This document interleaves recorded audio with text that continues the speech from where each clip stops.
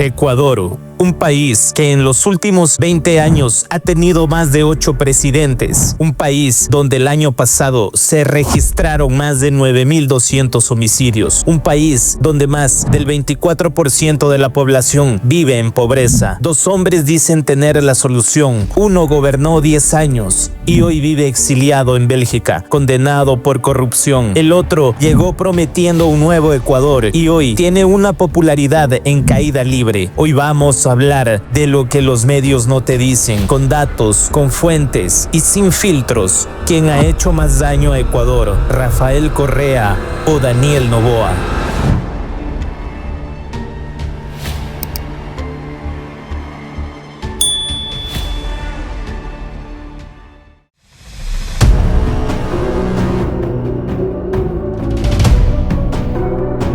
Para juzgar a cualquier gobierno con justicia, primero hay que entender qué país recibió, porque no es lo mismo heredar un jardín que heredar un incendio. ¿Qué Ecuador recibió Correa en 2007? Rafael Correa llegó al poder en enero de 2007, en un Ecuador completamente fragmentado. En los 10 años previos, el país tuvo 7 presidentes distintos. La dolarización recién tenía 7 años. La desigualdad era brutal y la credibilidad del Estado estaba destruida. ¿Qué Ecuador recibió Noboa en 2023? Daniel Noboa llegó al poder en noviembre de 2023, en un contexto igual de complejo, pero diferente. Heredó el caos dejado por el gobierno de Guillermo Lasso, quien activó la muerte cruzada para evitar un juicio político, y heredó una crisis de seguridad sin precedentes.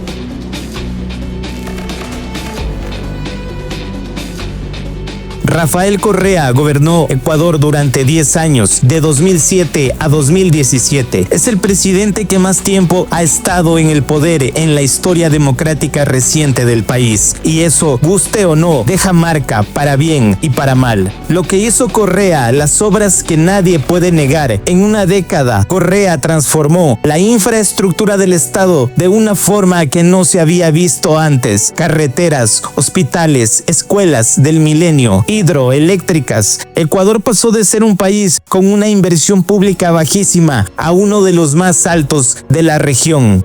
También redujo la pobreza de forma significativa, impulsó la educación superior con universidades públicas fortalecidas y creció una imagen de Ecuador potencia que muchos ciudadanos recuerdan con nostalgia. Lo que Correa dejó podrido, la corrupción que pagamos todos. Pero detrás de las obras había un sistema de corrupción estructurado. Y esto no lo digo yo, lo dice la justicia ecuatoriana, la justicia de Estados Unidos y organismos internacionales. El caso Odebrecht. La constructora brasileña Odebrecht pagó sobornos millonarios en Ecuador para obtener contratos del Estado. El monto investigado, más de $33 millones solo en pagos. El caso Sobornos 2012-2016. En este caso, Rafael Correa fue condenado en 2020 a 8 años de prisión como autor mediato de cohecho agravado. Se probó que empresas privadas entregaban dinero en efectivo a funcionarios de su gobierno con destino al movimiento Alianza País. El Estado ecuatoriano tiene 14 casos de corrupción activos, buscando recuperar activos. El total adeudado, $154 millones. ¿Cuánto se ha recuperado hasta el día de hoy? Solo el 6.5%, es decir, los ecuatorianos perdimos esa plata para siempre. Rafael Correa vive actualmente en Bélgica. No puede entrar a Ecuador porque sería detenido. Tampoco puede entrar a Estados Unidos. El Departamento de Estado norteamericano lo declaró inelegible por corrupción, junto a su ex vicepresidente Jorge Glass. ¿Puede un gobierno que hizo obras concretas ser al mismo tiempo uno de los más corruptos de la historia ecuatoriana? Según los datos, sí.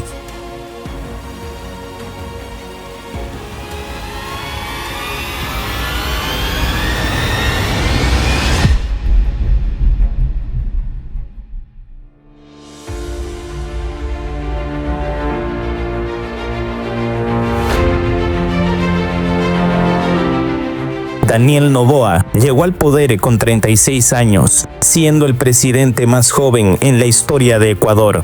La gente votó por él con esperanza, prometió un nuevo Ecuador, prometió acabar con la violencia, prometió bienestar. ¿Qué pasó con esas promesas?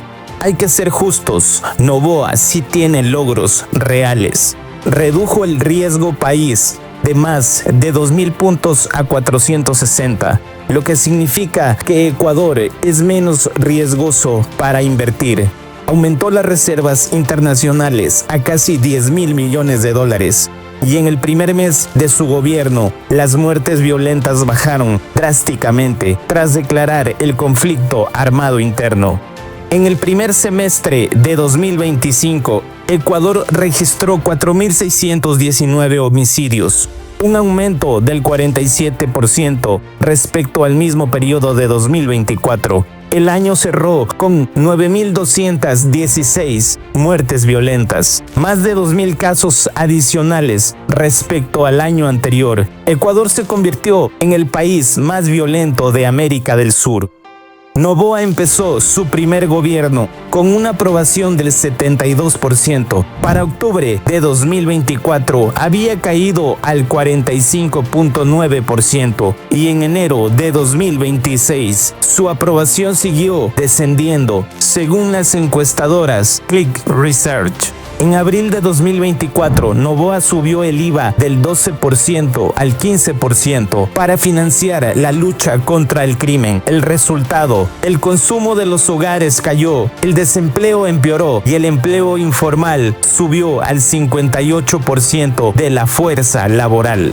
En noviembre de 2025, Noboa sometió a una votación 4 preguntas clave de su modelo de gobierno, incluyendo la instalación de bases militares extranjeras y una nueva constitución. El pueblo ecuatoriano dijo no a todas. Fue su primera y más dura derrota electoral. El gobierno firmó un contrato de 149 millones de dólares para comprar generadores termoeléctricos. Los equipos no llegaron a tiempo, no funcionaron como se prometió y el caso se convirtió en uno de los mayores escándalos de su administración.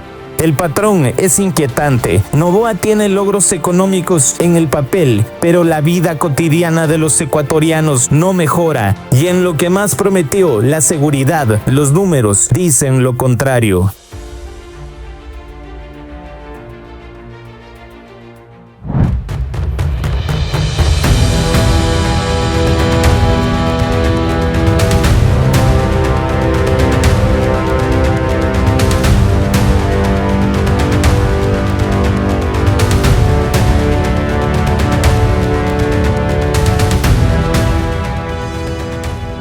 Ya vimos los números de Correa, ya vimos los números de Noboa. Ahora viene la pregunta que realmente importa. ¿Por qué Ecuador sigue en el mismo lugar sin importar quién gobierne? Y la respuesta es incómoda para los dos lados. El correísmo tuvo 10 años, recursos petroleros históricos y mayoría en la asamblea. Con todo eso, dejó instituciones débiles, deuda acumulada y un sistema de corrupción que todavía le estamos cobrando.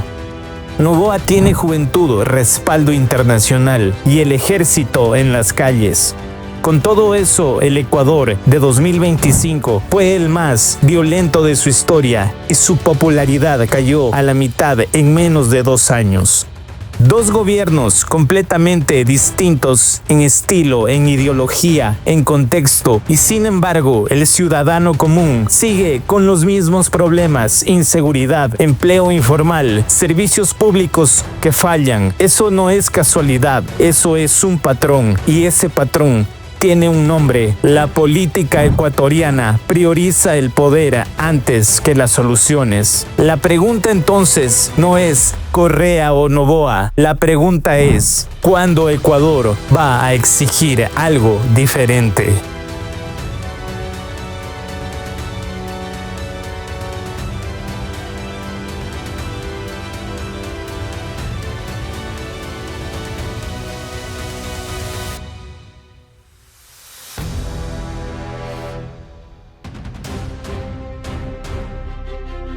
¿Tú qué piensas? ¿Volverías al Ecuador de Correa o prefieres apostarle al Ecuador de Noboa? ¿O crees que ninguno de los dos ha servido para algo? Cuéntame en los comentarios. Aquí todos los puntos de vista son bienvenidos. Dale like si crees que Ecuador necesita más análisis serios como este. Nos vemos en el próximo video.